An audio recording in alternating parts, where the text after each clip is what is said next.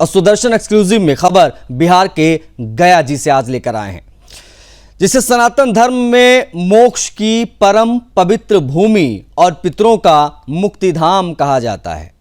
लेकिन इस पावन सनातनी धरा से जिहाद की एक ऐसी खौफनाक और घिनौनी वारदात सामने आई है जिसे सुनकर आपके पैरों तले जमीन खिसक जाएगी।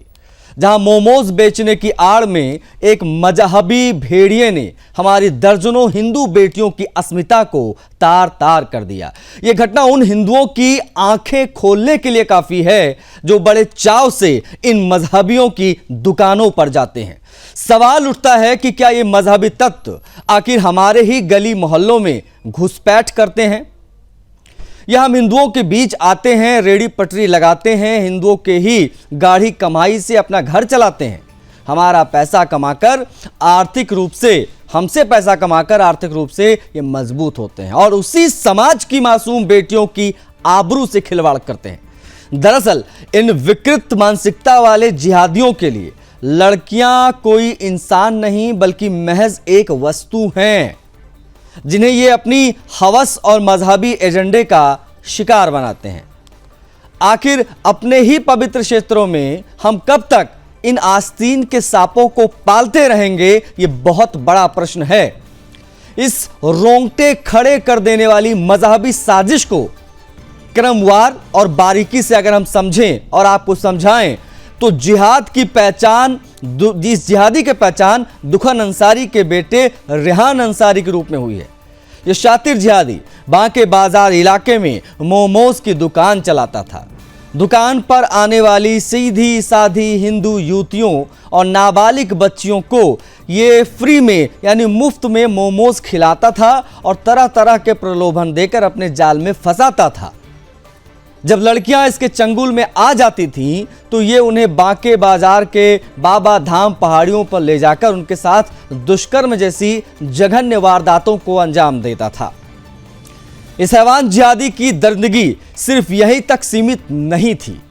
शारीरिक शोषण के दौरान ये शातिर जिहादी रेहान चोरी छिपे वीडियो बनाता था। पुलिस की जांच में जो खुलासे हुए हैं वो और ज्यादा डरावने हैं। पुलिस को इस जिहादी के मोबाइल फोन से 30 से ज्यादा अधिक हिंदू लड़कियों के साथ संबंध बनाने और दुष्कर्म के अश्लील वीडियो बरामद हुए हैं। इन वीडियोस के दम पर वो पीड़ित लड़कियों को लगातार ब्लैकमेल भी करता था और उन्हें अपने घरों से वीडियो कॉल पर भी आपत्तिजनक हरकतें करने के लिए मजबूर करता था। हद तो तब हो गई जब इस शातिर जिहादी रेहान ने हमारी सनातनी बेटियों की गरिमा को पूरी तरीके से नीलाम करते हुए उन वीडियोस को सोशल मीडिया अकाउंट्स पर वायरल कर दिया। स्थानीय युवकों द्वारा पहाड़ी पर इस जिहादी को आपत्तिजनक हालत में देखने और बढ़ती शिकायतों के बाद जब पुलिस ने इस पर शिकंजा कसा, तब जाकर इस पूरे डिजिटल और शारीरिक जिहाद के घिनौने साम्राज्य का पर्दाफाश हुआ।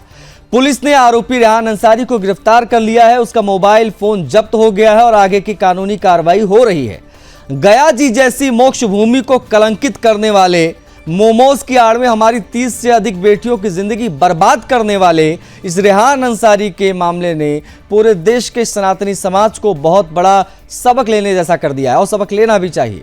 अपने गली मोहल्ले बाजारों में सक्रिय इन संदिग्ध मजहबी दुकानदारों की असलियत को पहचानना होगा, इनका बायकॉट करना होगा। अपनी बेटियों को इन बाहरी और मजहबी तत्वों के प्रलोभनों से बचाना, सनातनी पहचान की रक्षा के लिए जागरूक होना बहुत आवश्यक हो गया है और ये आज के समय की सबसे बड़ी और अनिवार्य पुकार है। आज इसी खबर पर होगी बात।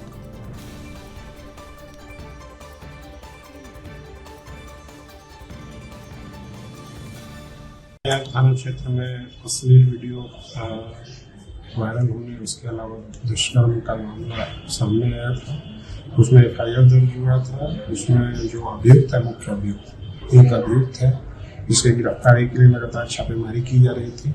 उसी क्रम में अभियुक्त ने पटना में फुलवारी शरीफ थाना में जाकर के आत्मसमर्पण किया है। हमारी जो बांके बाजार थाना की टीम है वो उसको वहाँ से विधिवत गिरफ्तार करके यहाँ पे माननीय न्यायालय में प्रस्तुत करने के लिए गई हुई है। सर SI टीम का भी गठन हुआ था, SI टीम का गठन SDPO सिरघाटी 1 के नेतृत्व में हुआ था और उसमें SHO बोर्ड के SHO बाकी बाजार और CI शेरघाटी और उसके अलावा DIU की टीम थी हमारी। तो उसके पास से कुछ अभी और भी कुछ सबूत मिले हैं कितने मतलब और लड़कियों के साथ इस तरीके का वो अभी कोई सारे अनुसंधान के अंतर्गत है। उसका मोबाइल मिलेगा तो उससे हमें और जो है उसमें इन्वेस्टिगेशन के क्रम में जो भी सबूत आएंगे जो भी साक्ष्य आएंगे उसको केस डायरी में हम लोग लाएंगे, माननीय न्यायालय में समर्पित करेंगे। सर उसका कोई नेटवर्क? तो पुलिस का क्या कहना है हमने आपको दिखाया। अब बता देते हैं कि हमारे साथ कौन कौन से लोग कनेक्ट हो गए हैं। प्रेम कश्यप हमारे ब्यूरो चीफ जो है बिहार के, वो कनेक्ट हो गए हैं, उनसे हम बात करेंगे, इस खबर की पूरी डिटेल आप तक पहुंचाएंगे। अकील खान और मुस्लिम स्कॉलर हमारे साथ जुड़ गए हैं, स्क्रीन पर दिखाई देना। अकील जी बहुत स्वागत है आपका। VHP के हमारे साथ प्रेमनाथ जी कनेक्ट होने वाले हैं, कुछ ही पलों में आपको स्क्रीन पर दिख जाएंगे, उनका इंतजार है, उनसे भी हम बात करेंगे। लेकिन पहली प्रतिक्रिया हमारे संवाददाता हमारे ब्यूरो चीफ प्रेम कश्यप की आप तक पहुंचाएंगे। प्रेम, पुलिस जांच में अब तक सबसे बड़ा और सबसे चौंका देने वाला खुलासा क्या हुआ है इस पूरे मामले में, जरा बताइए हमारे दर्शकों को। देखिए, जिस दलित मुस्लिम एकता के ढोल को जोर जोर से बजाया जाता है और कई जो लिबरल नेता हैं वो इसके समर्थन में नजर आते हैं, वो ढोल पूरी तरीके से आशीष फटता हुआ नजर आ रहा है। ये पूरी घटना गया के लिहाज से नहीं, पूरे बिहार के लिहाज से चौंकाना करने वाली है, क्योंकि जिस रेहान को गिरफ्तार किया गया है इसके मोबाइल फोन से पुलिस ने 30 महादलित लड़कियों के वीडियोस बहुत बुरे हालात में बरामद किए हैं। ये कल तक फरार था, कल रात में ही इसकी गिरफ्तारी हुई है। पटना में इसने सरेंडर किया।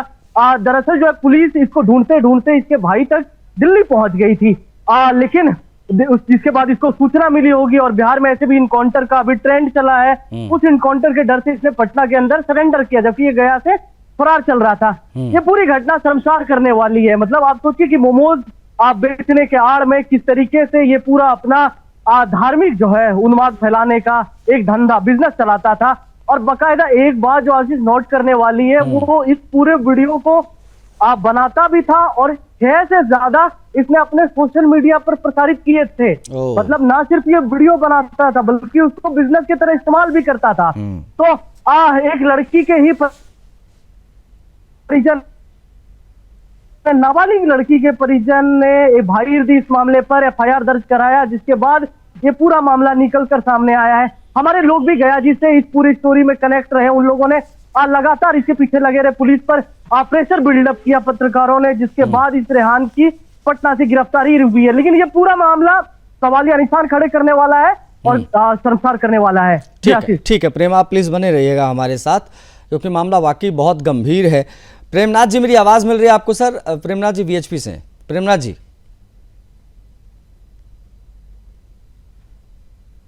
प्रेमनाथ जी आपकी आवाज नहीं आ रही, एक बार अनम्यूट कीजिए, पहले अनम्यूट कीजिए एक बार अपने डिवाइस को, तब आपकी आवाज आएगी सर।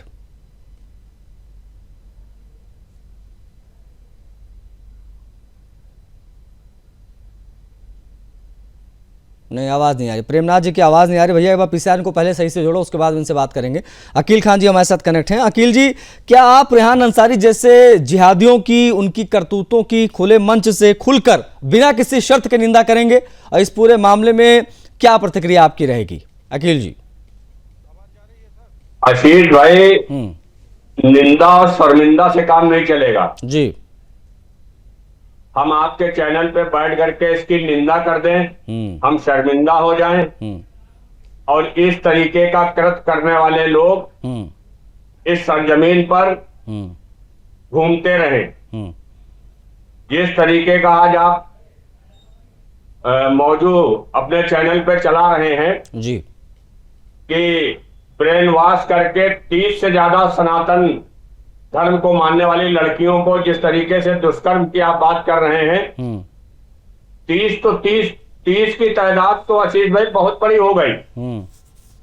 अगर 3 भी होते तो इसका अब तक इनकाउंटर कर देना चाहिए था।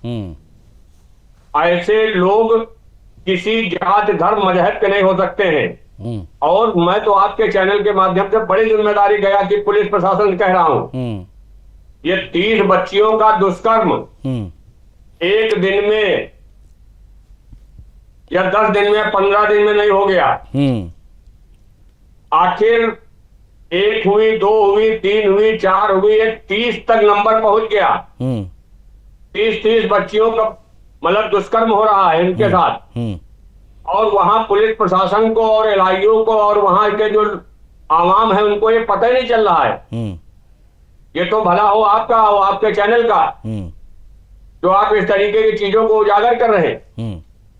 और ऐसे ही लोग, अगर आप जैसे लोग हमारे समाज पे कीचड़ उछालते हैं तो इन्हीं नाकारा जैसे लोगों पर मैं तो आपके चैनल के माध्यम से बिहार गवर्नमेंट, क्योंकि वहां पर भी अब रामराज की हुकूमत है और रामराज की हुकूमत पे इस तरीके का कृत्य करने वाले लोग समाज में जिंदा हैं, समाज में दरिंदगी का जीवन जी रहे हैं। इनको कोई अधिकार नहीं है इस तरीके का कृत्य करने का, और ऐसे लोगों को इस धरती पर जिंदा रहने का कोई अधिकार नहीं है।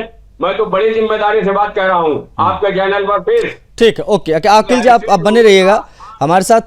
ठीक है, ओके, हमारे साथ प्रेमनाथ जी आवाज मेरी पहुंच रही सर आप तक?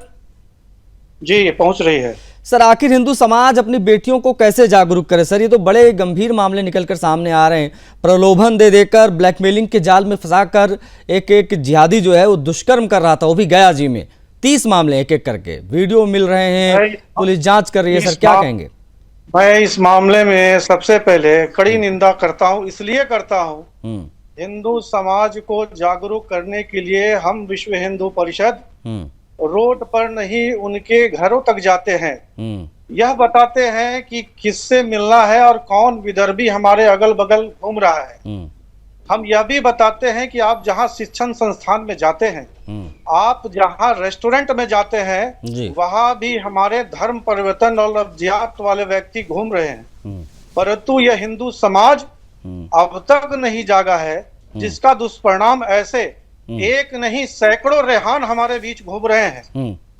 ये स्पष्ट मैं कर रहा हूं आपके माध्यम से, ऐसे एक नहीं सैकड़ों रेहान हमारे बीच घूम रहे हैं और हर रोज सैकड़ों हिंदू बहनों को लव जिहाद का शिकार बना रहे हैं। आज ये उजागर हुआ है कि एक रेहान ने 30 बहनों को दुष्कर्म किया है, तो ये एक अकेला रेहान नहीं है, ये जांच का विषय है। निश्चित रूप में जिला प्रशासन, पुलिस प्रशासन को इसका रैकेट को खोजना चाहिए। जो जिहादियों को एक रैकेट चला रहा है, उस रैकेट को जरूर ढूंढना चाहिए और हिंदू बहनों को पहला फुसला कर जो ले जा रहे हैं उनको कड़ी से कड़ी सजा मिलना चाहिए।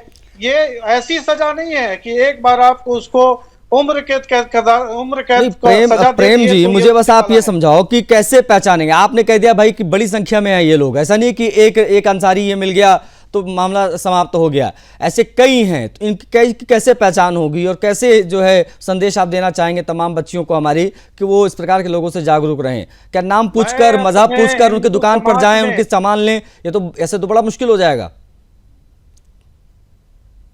नहीं, मैं इसके बारे में खंडन करना चाहता हूं। मैं खंडन ये करना चाहता हूं कि हिंदू बहनों को यह संदेश मैंने दिया है संगठनात्मक दृष्टिकोण से। जब समाज में हम लोग उड़ते हैं तो ये जरूर सोचना चाहिए, अपने माँ बाप को भी सोचना चाहिए कि किस व्यक्ति से हमारा बच्ची मिल रही है, किस व्यक्ति से संपर्क में है। स्कूल जाती है, कॉलेज जाती है, तो वो किससे संपर्क करती है, किससे वो फोन से संपर्क करती है, ये जरूर अपने गार्जियन को सोचना चाहिए। साथ ही साथ वहां के जो शिक्षण संस्थान है, शिक्षण संस्थान में पढ़ने वाली बहनों को भी ये जागरूकता जरूर आना चाहिए कि जो परिवार हमारा वो तो परिवार है, किसी गैर परिवार से हम संपर्क क्यों बनाएं? क्योंकि आज का जो ट्रेंड चला है कि सर पर तिलक लगा के और हाथ में कलावा बनाकर ये हिंदू बहनों को ठगने का जो षड्यंत्र एक संस्था के द्वारा एक रैकेट बनाकर किया जा रहा है। ठीक, ये ऐसे एक रेहान नहीं सैकड़ों रेहान। ठीक है प्रेमनाथ जी, हम इस पर आएंगे, इस पर और बात होगी। हमारे साथ प्रेम कश्यप हमारे ब्यूरो चीफ हैं, बिहार से लगातार बने हुए। प्रेम, पुलिस क्या इसको सिर्फ एक आपराधिक मामले के तौर पर देख रही है प्रेम, या वाकई में कोई संगठित पैटर्न भी जांच के दायरे में है? क्योंकि ये मामला कोई 1-2 लड़कियों का नहीं है, संख्या 30 के आसपास जाती है, और यही चीज वीएचपी के जो हमारे साथ कनेक्ट है प्रेमनाथ जी, वो भी कह रहे हैं। प्रेम, देखिए आशीष, थोड़ा मैं इस जो आपने सवाल किया इसको एलेबरेट कर देता हूं कि आखिर ये मामला कैसे निकला और पुलिस क्या कार्रवाई क्या हुई। मामला पुराना था, मतलब ये ऐसा नहीं है कि अभी जज का मामला है, वो फरार चल रहा था आरोपी। इस मामले पर विशेष टीम को गठित किया गया था, एक जो है विशेष टीम लगाई गई थी इसके पीछे। जो वो रेहान है वो पटना फरार होकर आया था, दूसरे शहर भागने की तैयारी में था, लेकिन पुलिस उसको पटना से दबोचती है। इससे पहले जो उसका भाई है वो दिल्ली में रहता था। पुलिस जब इसके भाई को दिल्ली में गिरफ्तार करती है तो ये यहाँ पर सरेंडर करता है। अब जो एसडीपीओ के इस पूरे मामले पर जो बयान निकलकर सामने आया, ये पूरा मामला एक एफआईआर के बाद सामने आया था। एफआईआर एक नाबालिग लड़की के परिवार द्वारा दर्ज कराया गया था, नाबालिग लड़की के द्वारा दर्ज कराया गया था, जिसमें कि उसके साथ इसने बलात्कार की घटना को अंजाम दिया, पहाड़ी पर ले जाकर बहुत कुछ बोल पाना शायद टीवी स्क्रीन पे मुनासिब नहीं है, तो ले जाकर किया। इसके बाद उसने उस पूरे वीडियो को सोशल मीडिया पर प्रसारित कर दिया, जो कि ट्रेंड भी रहा, मतलब सबके फोन तक वो पहुंचा। आप सोचिए, मतलब एक लड़की के साथ ना सिर्फ जघन्य अपराध किए गए बल्कि हर फोन तक पहुंचाया गया आशीष, मतलब हर रिपोर्टर्स के फोन में, पुलिस वालों के फोन में, हर जगह वो वीडियोज हैं। तो ये पूरा मामला इस तरह से दर्ज किया गया कि ना सिर्फ बलात्कार के पर्पज से दर्ज किया गया बल्कि ये भी दर्ज किया गया कि ये साजिशन जो है ये अपराध है। अकील जी, ये मामले जो निकलकर सामने आते हैं, इसमें तमाम जो लड़के मुस्लिम निकलकर सामने आते हैं, उसके बाद में इनके खिलाफ तमाम बातें होती हैं, फिर बायकॉट होता है। जब बायकॉट होता है तब इसका विरोध भी आप लोग करते हैं कि भाई इनका बायकॉट क्यों करना है, इसको मजहब से नहीं जोड़ना चाहिए। अब इसको मजहब से नहीं जोड़े तो क्या जोड़ें? टारगेट पे सिर्फ और सिर्फ हिंदू लड़कियां, और ये संगठित पैटर्न जैसा मामला लगभग हर शहर पूरे देश में निकलकर सामने आता है, तो क्यों ना बायकॉट किया जाए इस प्रकार के दुकानदारों का? क्यों ना इनका मजहब पूछ कर इनकी दुकान पर जाया जाए, नाम पूछ कर इनकी दुकान पर जाया जाए, आधार कार्ड क्यों ना चेक किया जाए इनका? हमारी बहन बेटियों का सवाल है, और इस पर ये अगर चीजें होती तो उसका विरोध आप लोग क्यों करते हैं? नहीं आशीष भाई, ये तो खैर बाइकाट का आपका अपना विषय हो सकता है और तमाम सनातन धर्म के मानने वालों का विषय हो सकता है, ये हमारा विषय नहीं है। मैं तो सबसे ज्यादा अगर नकारापन किसी का है तो बिहार पुलिस प्रशासन का है। सबसे अगर ज्यादा नकारापन है तो बिहार पुलिस प्रशासन का है, गया पुलिस प्रशासन का है कि एक घटना हो गई, दो घटना हो गई, उसके बाद जब एफआईआर दर्ज हो गई तो उस अपराधी को इस तरीके का कृत्य करने वाले की गिरफ्तारी नहीं हो पाई, वो जाकर के कोर्ट में पटना में जाके सरेंडर होता है। ये पुलिस है वहां की। इस तरीके की पुलिस होती है कि एक नहीं, दो नहीं, तीन नहीं, चार नहीं, 10 नहीं, 20 नहीं, 30 बेटियों के साथ में इस तरीके का यौन उत्पीड़न होता है और उसके बाद में वो फरार रहता है, आराम से घूमता है। पुलिस प्रशासन क्या कर रहा है? इसको तो बिल्कुल पूरी तरीके से इनकाउंटर कर देना चाहिए था। मुकदमा कोर्ट कचहरी तो अलग विषय है। नहीं, अभी वही एनकाउंटर अगर हो जाएगा अकील जी, हो जाता तो अभी आप ये कह रहे होते कि मुसलमानों को जो है मारा जा रहा है, कानून व्यवस्था कहाँ गई, संविधान कहाँ गया, कोर्ट कचहरी का कोई काम नहीं है, इस प्रकार की बातें भी तब आप लोग करने लग जाते हो। तो ये भी तो बड़ी दुविधा है, विरोधाभास रहता है। ये राम राज्य है, ये बिहार प्रशासन है, बिहार सरकार है। संविधान के दायरे में रह करके जब एफआईआर दर्ज हो गए तो पुलिस ने क्यों नहीं गिरफ्तार किया? वो जाके कोर्ट में सरेंडर होता है, उसको मौका दिया जाता है। ये भी तो बात है ना। पुलिस एफआईआर दर्ज होने के बाद में इतनी बड़ा घटना एक दिन में नहीं हो गई, 2 दिन में नहीं हो गई, 10 दिन में नहीं हो गई। 30 बेटियों का मतलब इस तरीके का दुराचार और उनका उत्पीड़न हो रहा एक दिन में नहीं हो गया, और उसके बाद जाके वो कोर्ट में सरेंडर करता है। ये भी तो बात है आशीष भाई। कहने का मतलब सिर्फ इतना, अगर एक एफआईआर दर्ज हो गई थी, अगर पुलिस प्रशासन उसी टाइम पे इसको गिरफ्तार करके और कानूनी कार्रवाई करके जेल के अंदर डालते तो शायद ये इतनी घटनाएं ना होती। और जिस तरीके के समाज के अंदर वीडियो बना करके सोशल मीडिया पे वायरल करना, ये भी तो समाज की बात है। पुलिस प्रशासन पर क्या कर रही थी? क्या पुलिस तमाशा ही देख रही थी क्या? बिहार की पुलिस का तमाशबीन बन गई थी क्या? या वहां सरकार नहीं, सत्ता में बैठे लोग नहीं है? नहीं, मैं समझ लेता हूँ। मैं एक बार प्रेम से समझ, प्रेम क्या ये वाकई में पुलिस का गैर जिम्मेदाराना रवैया है कि ये इसको गिरफ्तार नहीं किया गया, खुद जाकर इसने सरेंडर किया है? अकील खान जी जो कहना चाह रहे हैं उस पर क्या प्रतिक्रिया है? देखिए, निश्चित तौर पर आशीष, इस बात को इस तरीके से लेना भी सही है, क्योंकि जिस तरीके से लगातार बिहार में लॉ एंड ऑर्डर पर सवाल उठ रहे हैं, प्रशासनिक अमलों पर लगातार सवाल उठे आ रहा, इनकाउंटर का मामला हो, सुना होगा आप, सब पूरे देश में उस खबर को जाना, गंभीर सवाल खड़े हुए हैं इस मामले पर भी बहुत टाइम से वांछित था। गया पुलिस ढूंढ रही थी, लेकिन उसने पटना पुलिस के पास सरेंडर किया। निश्चित तौर पर लगातार जो इस तरीके के मामले आ रहे हैं, धार्मिक उन्माद के मामले, मुहर्रम के दौरान पुलिस प्रशासन के भी आपने तलवार चलाते हुए वीडियो देखे होंगे। तो इस तरह के मामले प्रशासनिक अमले के द्वारा लगातार सामने आ रहे हैं। डीजीपी का नजर अगर हम देखें तो डीजीपी इस बात पर नजर दे रहे हैं कि पुलिस वाले टीका लगाएं, चंदन ना लगाएं, इस बात पे पुलिस डीजीपी साहब की नजर भी है। लेकिन जो मूल क्राइम है, जो इस तरीके की गंभीर, देखिए इसको एक क्राइम की घटना मान लेना आशीष, ये थोड़ा इस पूरी घटना के साथ जो है गैर जिम्मेदाराना चीज होगा।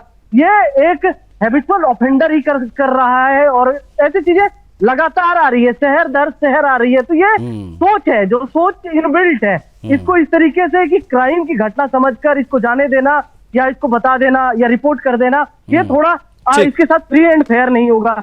इसको गंभीर मामले को लेकर समझना होगा। प्रशासन पर जिस तरीके से बिहार में लगातार गंभीर सवाल खड़े हो रहे हैं, सरकार का भले ही कंट्रोल देखने को मिल रहा है प्रशासन पर, लेकिन प्रशासनिक अमले का जो गैर जिम्मेदाराना रवैया देखने को मिल रहा है, वो गंभीर सवाल खड़े करता है आशीष। इसको कहने में कोई गुरेज नहीं है जी। ठीक है, ओके, आप प्लीज बने रहिएगा।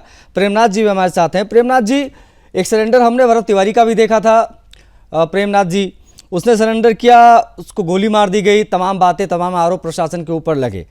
और हम देखते हैं, बल्कि वो कोई इतना बड़ा अपराधी या कोई ऐसा हिस्ट्री शीट वाला कोई व्यक्ति नहीं था, लेकिन हम यहाँ देख रहे हैं कि एक प्रॉपर जिसके तलाश में पुलिस की टीमें लगी रहीं, ना जाने क्या कर रही थी, ना उसको पकड़ पाई, ना ढूंढ पाई, कुछ नहीं कर पाई। ये जाके अपना कंफर्टेबली सरेंडर करता है प्रेमनाथ जी, और उसकी गिरफ्तारी हो जाती है। इसके एनकाउंटर की बात जब आती है तो पुलिस क्या कर रही थी? पुलिस प्रशासन की कार्यशैली पर आप क्या कहेंगे प्रेमनाथ जी इस पूरे मामले में? क्योंकि इस प्रकार के जिहादी जिंदा रहने के लिए नहीं है, ये फिर निकलेंगे जेल से, फिर यही करेंगे। पुलिस कार्यशैली पर मेरा बहुत ही अच्छा अनुभव है।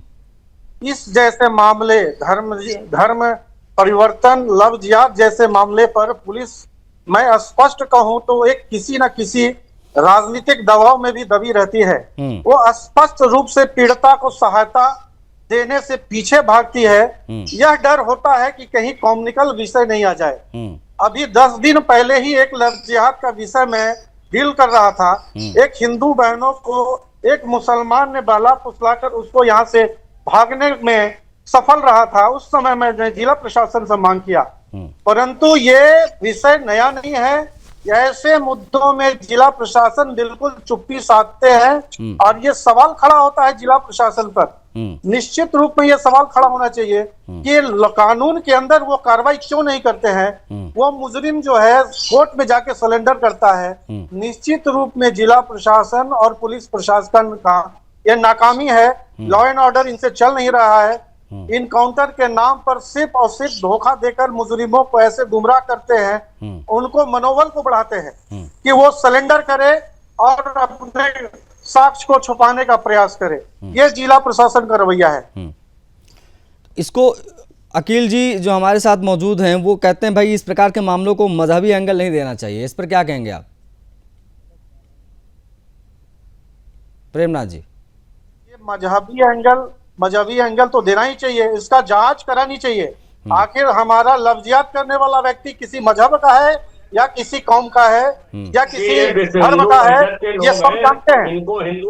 हमारा लव जिहाद करने वाला किसी व्यक्ति है या मजहब है, इसका रैकेट कहाँ से जुड़ा है? कहीं पर उसका पक्ष नहीं रख रहा हूँ, लेकिन आप जैसे लोग, प्रेमनाथ जैसे लोग अगर नफरत के बीज बोने काम करेंगे तो इस तरीके घटनाएं होती रहेंगी। क्योंकि सरकार से आप सवाल क्यों नहीं कर रहे हैं? आप सरकार को क्यों घेर रहे हैं? आप तो सरकार के नुमाइंदे हैं, आप तो सरकार के साथ में हैं। ठीक है, नहीं उस पर प्रेम कुछ कहना चाह रहे हैं। प्रेम जल्दी से समाप्त कीजिएगा, मुझे क्लोज करना है। हाँ प्रेम, मैं बस एक चीज क्लियर कर देना चाहता हूँ। हमारे दोनों जो गेस्ट हैं, इन्होंने कहा कि कोर्ट में सरेंडर हुआ। इस चीज को बस क्लियरिफाई कर देते हैं कि कोर्ट में नहीं, पटना पुलिस के पास सरेंडर किया गया है। जिहादी ने पटना पुलिस के पास सरेंडर किया है आशीष। ओके,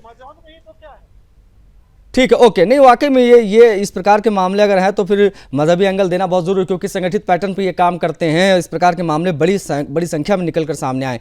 बहुत आभार आप सभी का, आप लोगों ने समय दिया, इस चर्चा में शामिल हुए। मोक्ष भूमि गया जी में जिहादी हैवानियत का ये पूरा मामला है जो बहुत ज़्यादा हैरान करता है। तमाम हिंदू पेरेंट्स से अपील है कि वो अपनी बेटियों को, अपनी बहनों को विशेष तौर पर ये चीज़ सिखाएं, समझाएं और बताएं कि कहाँ जाना है, कहाँ नहीं जाना है, और नज़र भी रखें, क्योंकि ये जिहादी गिद्ध की तरह नज़र गड़ाए बैठे। इस चर्चा में मुझे आज्ञा दीजिए। जय हिंद।